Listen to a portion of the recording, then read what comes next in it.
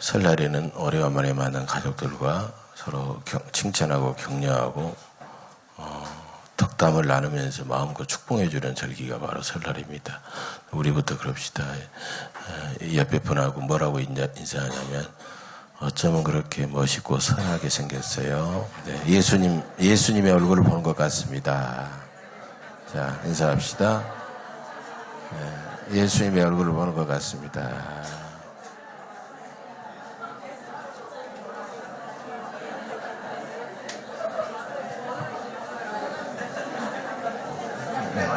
네.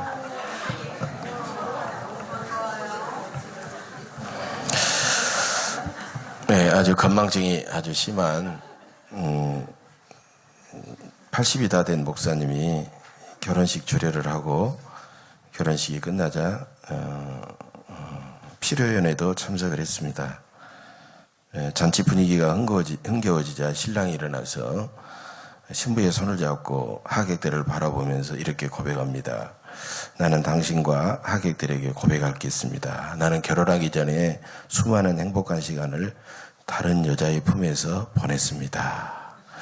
그러니까 신랑이 다른 여자 품에서 결혼하기 전에 보냈다고 그러니까 사람들이 술렁술렁 거리는 거예요. 그러니까 신랑이 빙그레 웃으면서 이렇게 말합니다. 그 여자는 바로 저의 어머니입니다. 그러면서 어머니 감사합니다. 이렇게 어머니한테 인사를 했어요. 그러니까 하객들은 안도의 한숨을 쉬며 신랑에게 막 박수를 치고 또 어머니는 감격에 의해서 눈물까지 흘렸습니다. 그 모습이 너무너무 멋있게 보여가지고 그 팔순이 다신 목사님이 멋있다 그랬어요. 근데 목사님은 이제 얼마 있으면 결혼 50주년 이제 금혼식이라고 그러죠. 금혼식이 다가오는데 내가 금혼식에도 한번 써먹어야지 이렇게 생각을 했어요. 몇 달 후에 금혼식이 드디어 왔습니다. 금혼식이 와가지고 사람들이 막 목사님 축하합니다 막 잔치가 있어가지고 그러니까 잔치 도중에 목사님이 발딱 일어났습니다. 일어나가지고 이제 앞에 있는 사모님 손을 붙잡고 똑같이 이야기했어요. 여보, 나는 당신한테 고백할 게 있어. 나는 당신과 만나서 이렇게 살아가기 전에 수많은 행복한 시간을 다른 여자의 품에서 보냈습니다. 그러니까 다른 사람들이 분위기가 어색하고 술렁술렁 그러는 거예요. 근데 목사님이 건망증이 있어갖고 그 다음 말을 빼먹었어요. 그 다음 말을 빼먹고 그래 뭐가 좀 있는 것 같은데 혼자 중얼거리는 거예요. 뭐가 좀 있는 것 같은데 그 여자가 누구더라? 그 여자가 누구더라? 자꾸 그러다가 그냥 끝나버렸어요. 완전히 자기 금혼식에 자기가 완전히 재뿌렸어요. 예, 어색하게 됐다는 것입니다. 자, 오늘부터 설 명절이 시작됩니다. 괜히 어른이라고 집안의 어른이라고 무게 잡고 괜히 오래간만에 만나는 자녀들, 조카들, 손자들한테 괜히 엉뚱한 소리 하지 말고 우리는 정말 조심해야 돼. 무심코 내던진 한마디가 상처를 주고 실망시키고 분란을 일으킬 수가 있습니다. 명절 같은 때에는 우리가 괜히 막 자기가 오래간만에 만나니까 목에다 힘주고 막 의시되고 그러지 말고 우리가 말 한마디도 더 신중하고 더 따뜻하고 더 내가 먼저 섬기려고 하고 더 식구들을 친지들을 배려하시기를 간절히 바랍니다. 어떤 권사님이요 아들을 잘 키워가지고 그 아들을 목사님에게 이제 중매를 서달라고 부탁을 합니다. 그런데 중매를 서달라고 부탁하는데 이렇게 말하는 거예요. 목사님, 저와 사돈이 될 집안은 교회에 충성하지만 가난한 집안, 복도 지질이 없는 것 같은데 그래도 변함없이 신앙생활 잘하고 별로 내세울 것 없는데도 사람들에게 사랑받고 존경받는 그런 집안의 사돈들과 사람들과 사돈을 맺고 싶습니다. 이렇게 이제 말하라는 거예요. 이상하잖아요.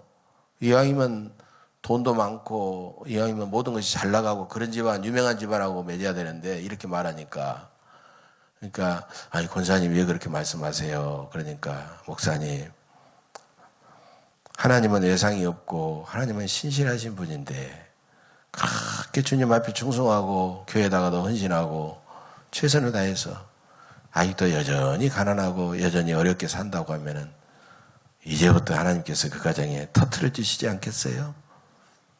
이제부터는 그 자녀들이 잘 되지 않겠어요? 야, 그 권사님은요 대단한 뭔가를 볼 줄 아는 사람이에요. 그러니까 목사님이 굉장히 감동을 한 거예요. 아, 그렇군요. 그 권사님의 믿음과 인격이 그날따라 대단히 달리 보이더라는 거예요. 여러분, 집안마다 영적인 분위기가 좀 다릅니다. 어떤 집은 제가 신방을 가서도 보고 그분만 만나서 보면 자녀들과 이렇게 대화를 해보면요, 뭔가 좀 있는 것 같고 갖춰진 것 같은데 좀 거시기하고 좀 분위기가 좀 그런 집안이 있어요. 근데 뭔가 좀 내세울 것도 없고 드러낼 것도 없고 이러는데도 뭔가 그 집안은 좀 하나님이 함께 하시는 것 같고 잘 되는 것 같고 막 복을 갑자기 터뜨려 주실 것 같고 그런 집안이 있다라는 거예요. 외적인 어떤 조건하고는 전혀 상관이 없어요. 그런 분위기가 있다는 것입니다. 코스텐바움이라는 사람은 이런 말을 했어요. 사람이 능력 있게 보이게 만드는 것은 중심됨이다. 이런 말을 했습니다. 아주 유명한 말입니다. 이 말은. 그리스도인의 중심됨은 뭐냐? 하나님 앞에서 내 삶을 바르고 선하게 늘 보이는 것, 바로 이것이라는 거예요. 삶의 중심에 하나님을 언제나 모시고 언제나 하나님의 말씀대로 바르고 선하게 꾸역꾸역 끊임없이 그렇게 살아가는 사람이에요. 하나님을 경외함이 내 삶의 중심이 되어야 된다는 것입니다. 하나님의 거룩함과 영광이 우리 예언교회의 중심이 되어야 합니다. 하나님의 사랑과 기쁨이 우리 집안의 중심이 되어야 합니다. 우리 마음에 하나님을 경외함이 가득하고 우리 입술에는 하나님을 찬양함이 가득하고 우리의 손발에는 하나님의 말씀을 순종함이 가득해야 된다는 것입니다. 오늘 창세기 49장을 보면 야곱은 세상을 떠나기 전에 마지막으로 12아들들을 불러가지고 그들을 막 축복해주는 그런 장면이 나옵니다. 여러분, 축복이라는 말이 뭡니까? 축복이라는 말을 내가 누구를 위해서 하나님만 복을 주세요 하고 그 사람을 위해서 복을 빌어주는 것이 축복이에요. 쉽게 말하면 예수님도 마태복음 10장 10절에서 제자들을 전도자로 파송하시면서 그들을 이렇게 부탁하셨습니다. 그 집에 들어가면서 평안하기를 빌라. 이에 그 집이 이에 합당하면 너희 빈 평안이 거기 임할 것이요 만일 합당하지 아니하면 그 평안이 너희에게 돌아올 것이니라. 여러분, 우리가 우리 어떤 가정을 위해서 복을 빌었는데 그 복이 그 가정에 임하면 얼마나 기쁜 일입니까? 근데 그 가정이 설령 복을 받을 만한 능력과 그런 조건이 되지 않으면 그 복이 싹 돌아가지고 자기에게 돌아온다는 거예요. 그러니까 우리는 무조건 저주할 것이 아니라 무조건 좌우지간 축복해야 된다는 거예요. 예. 왜냐하면 축복하면 손해가 되잖아요. 저주하면 잘못하면 손해가 돼요. 왜? 그 집안이 축복받을 집안인데 저주했다가 그 저주가 자기에게 돌아오니까. 우리는 무조건 저주하지 말고 축복을 해줘야 된다는 거예요. 예. 이번 설 명절에 가족과 자녀들과 친지들을 만나면요, 무조건 좋은 점을 막 들어서 칭찬하고 격려하고 막 축복해 주시길 바랍니다. 축복해 주셔요. 명절에 오래간만에 만난 가족들 앞에 막 좀 요즘 흔히 쓰는 말로 가오 잡고 막 목에다 힘주고 막 그냥 막 이렇게 괜히 야단치는 그런 어른들이 있습니다. 야, 너 왜 결혼 안 하냐? 여러분, 결혼 임자 생겨야 결혼하지 뭐 자기 마음먹는 다 결혼합니까? 너 왜 취직 안 하냐? 요즘 취직하기 얼마나 어렵습니까? 너 공부는 얼마나 하냐? 여러분, 공부가 자기 마음대로 됩니까? 야단치고 막 자기가 선생인지 확인하고 막 그냥 이렇게 이야기하는 사람이 있어요. 그런 어른들 보면요, 막 산의 진미가 차려져 있어도 밥맛이 뚝 떨어지죠. 여러분, 그렇게 우리가 막 사람들 앞에 막 추궁하듯이 막 물어보고 막 이렇게 따지고 이렇게 하지 말고 우리가 무조건 그들을 잘 될 거야 하고 격려하고 막 축복해주고 또 세뱃돈을 그냥 듬뿍 주면서 칭찬해주고 격려해주고 축복해주는 그런 사람이 되시기를 바랍니다. 그런 사람은요, 오랫동안 잊혀지질 않아요. 그리고 그 다음에 그 사람 만났다 그러면 아이고 이번에도 세뱃돈 많이 주겠구만. 얼마나 반갑겠어요. 네, 얼마나 반갑겠어요. 오늘 본문에 보면 중요한 말씀이 있어요. 이와 같이 그들의 아버지가 그들에게 말하고 그들에게 축복하였으니 곧 그들 각 사람의 분량대로 축복하였더라. 야곱은요 12 아들을 엉뚱하게 축복하지 않았어요. 12 아들의 믿음과 인격과 행실의 분량에 따라서 적절하게 축복했다라고 말하고 있습니다. 여러분, 부모는요 우리가 하나님의 이름으로 그렇게 그들의 믿음과 인격과 행실의 분량대로 축복을 하되 그들이 그 축복을 받을 만한 사람이 되도록 그들의 믿음과 인격과 행실을 갖추도록 우리가 끊임없이 교육하고 관심을 기울여야 된다는 것입니다. 그렇게 되려면요 평소에 자녀들을 위해서 하나님 앞에 기도하고 그 자녀들의 이름을 불러가면서 눈물로 기도하고 그 자녀들을 만나서 늘 대화하고 그 자녀들과 늘 함께 감정을 공유하고 이렇게 늘 살아야 돼. 예. 어떤 텔레비전 광고 보니까 아버지가 딸하고 같이 가요. 딸하고 가면서 야 요즘 너 고등학교 이제 올라가니까 힘들지? 그렇게 해요. 그러니까 그 딸이 갑자기 눈을 동그랗게 뜨더니 아빠 나 지금 고3인데? 그러는 거예요. 이 아버지는 얼마나 무관심한지 자기 딸이 고등학교 3학년인데도 모르고 이제 고등학교 인자 들어간 줄 알고 그렇게 이야기했다는 거예요. 여러분 그런 아버지가 그런 딸을 이야기하면 그 이야기가 먹혀 들어가겠으며 그렇게 무관심하고 그렇게 사랑을 쏟을 줄 모르는 아버지가 자녀들을 진정으로 축복할 수 있겠느냐라는 거예요. 야곱은요 12 아들들을 각각 믿음과 인격과 행실의 분량대로 축복했기 때문에 어떤 아들에게는 엄청난 축복이 되죠. 그런데 어떤 아들에게는요 축복이 아니에요. 저주와 같은 그런 복이 나오고 있다는 거예요. 왜? 그들의 그 분량대로 축복해야 되니까 그러는 거예요. 그런 아들은 복을 받을 만한 믿음과 행실과 인격이 부족하다는 거예요. 야곱은요 무조건 관념적으로 추상적으로 잘 되어라, 잘 될 것이다 이렇게 무책임하게 축복하지 않았다는 것이에요. 그만큼 아들들을 위해서 눈물로 기도하고 최선을 다해서 관심을 쏟고 최선을 다해서 사랑하고 그렇게 키웠다라는 거예요. 여러분 자녀들을 진정으로 축복하고 싶으십니까? 그러면 자녀들에게 늘 이름을 불러가면서 하나님 앞에 눈물로 기도하고 깊은 관심을 기울이고 자녀들을 사랑하고 자녀들을 만나서 대화하고 자녀들을 눈높이에서 서로 대화해야 됩니다. 공감해 줘야 됩니다. 아이 메시지로 대화해야 돼요. 그래 힘들겠지. 너무 힘들겠지. 어렵지. 그래 나도 그때 너무 힘들었어. 잘만 견디자. 하나님이 힘 주실 거야. 막 그렇게 함께 공감하면서 대화하면요 그 자녀들은요 위로를 받고 힘을 내고 그래서 진실하고 따뜻한 공감 어린 대화 속에서 풍성한 축복의 열매가 열리는 것입니다.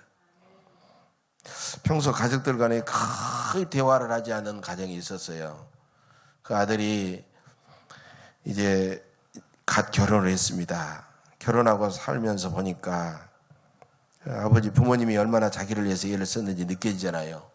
그런데 그날이 이제 가정의 날이었나 봐. 목사님이 부모에게 잘하시오. 효도에 대한 설교도 하고 그랬어요. 마음이 찔렸어요.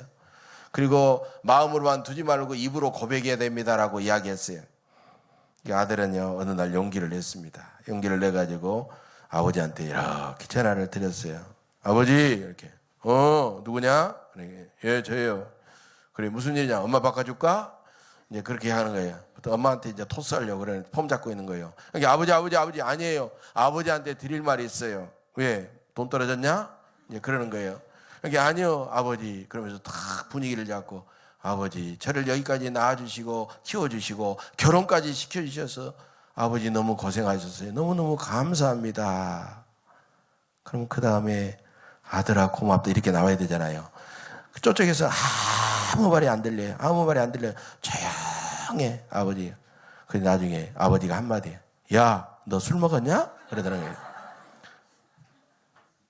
이게 우리 집안의 대화입니다. 이게 예.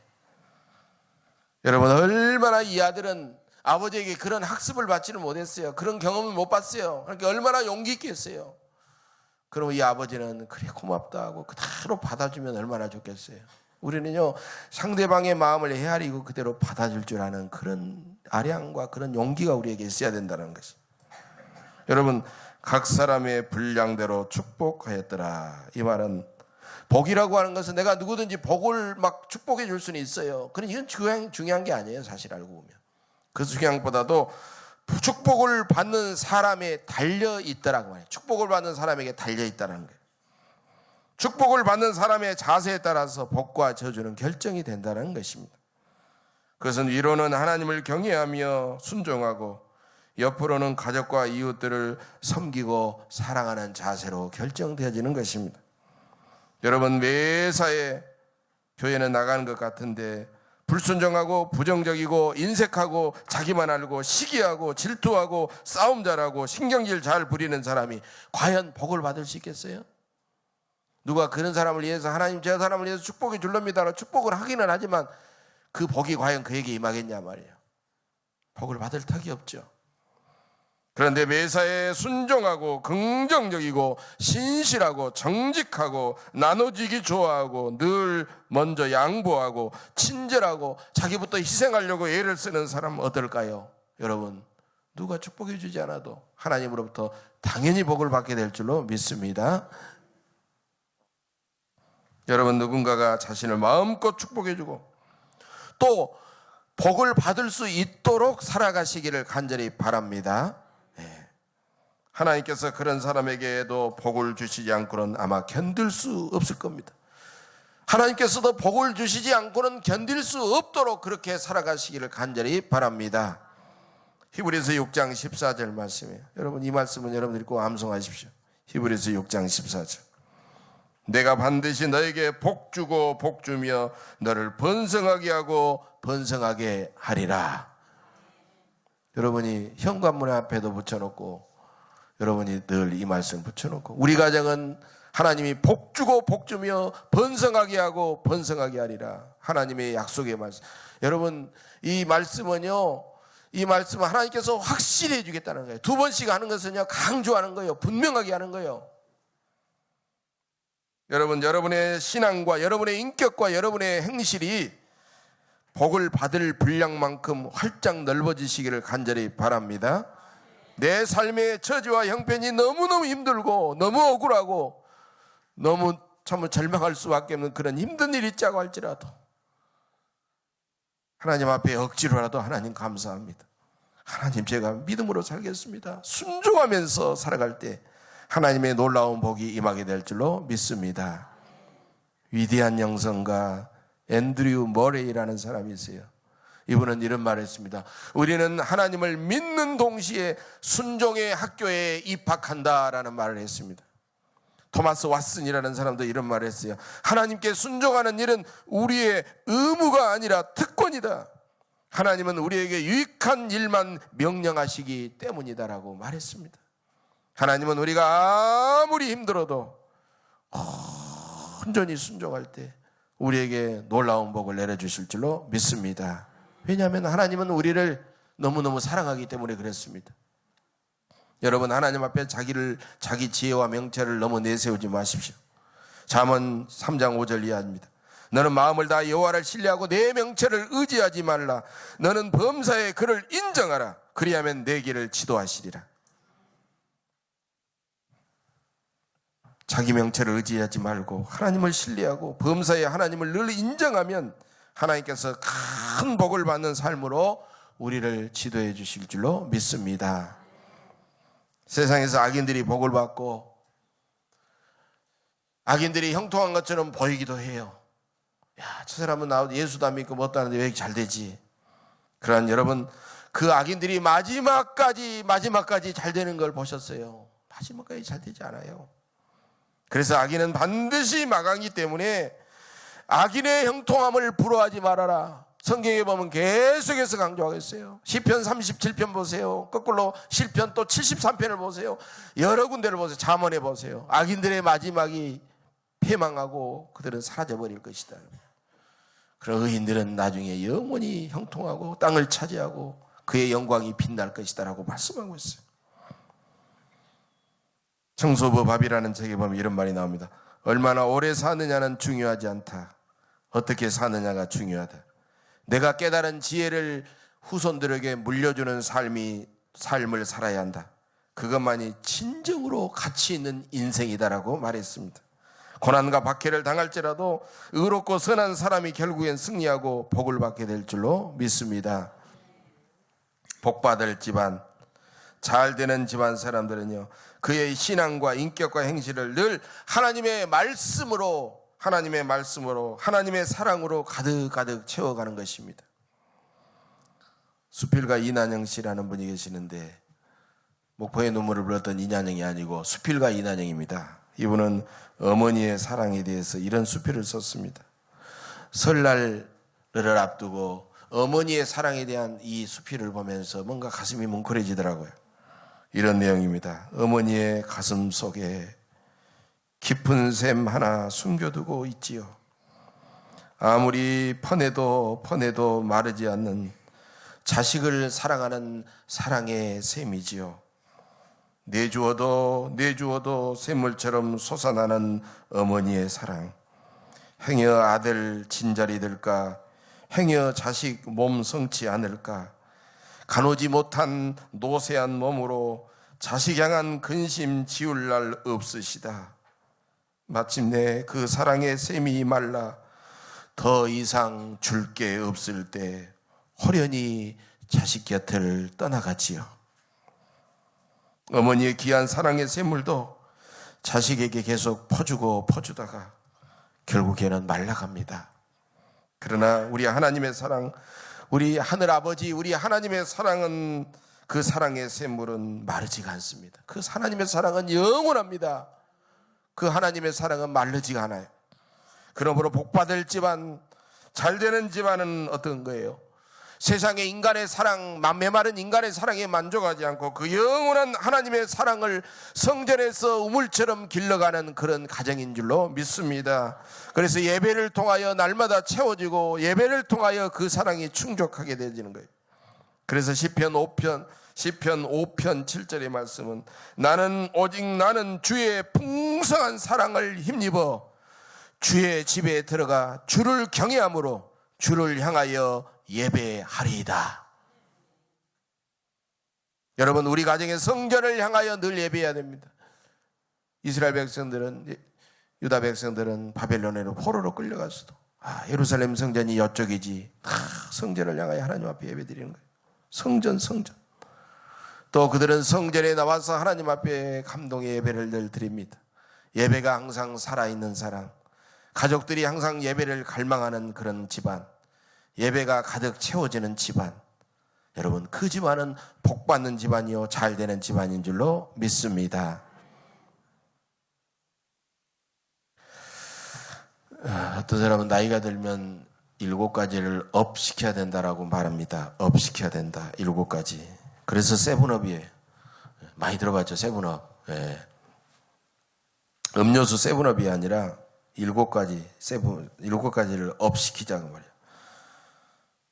첫째로 클린업입니다. 늙을수록 몸을 깨끗하게 해야 됩니다. 늙을수록 세포가 점점 죽으면서 냄새가 나고, 그러니까 자기는 못 맡아요. 냄새는. 남들은 예민하게 맡습니다. 그래서 늙을수록 목욕도 자주 하고 몸을 늘 뭣도 바르고 깨끗하게 해야 됩니다. 두 번째로 드레스업입니다. 늙을수록 옷을 단정하고 예쁘게 입어야 됩니다.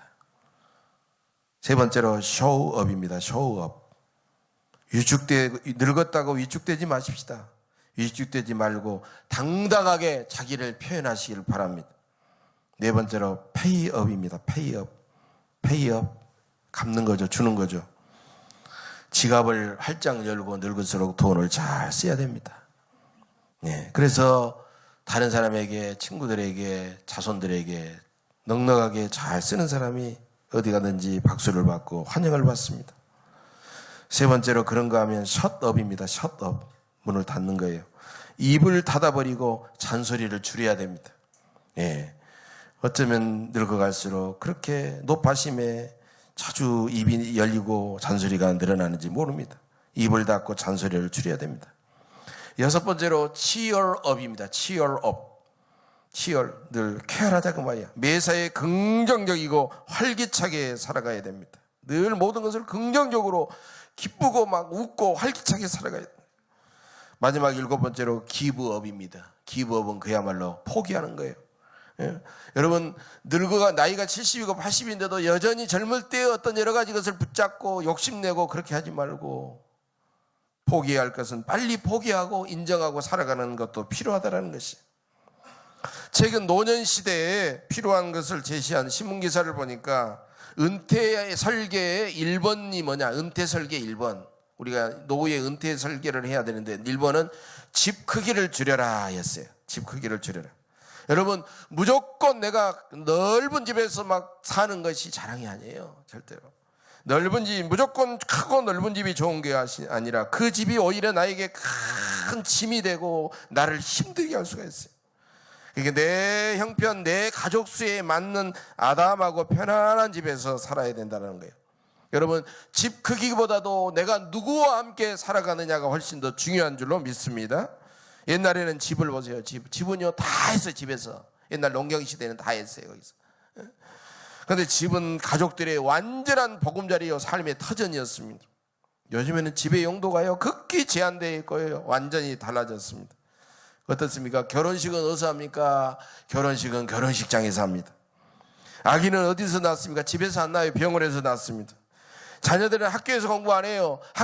집에서 공부 안 해요. 학교에서 공부하고 도서관에서 공부하고 학원에서 공부합니다. 아빠는 직장에서 밤 늦게까지 일하고 집에 와서 잠깐만 자요. 가족 잔치도 집 안에서 안 합니다. 가족 잔치도 여러 가지 많은 식당에서 다 해버리죠. 식당에서 해버리고 장례식도 마지막에 장례식장에서 치러버립니다.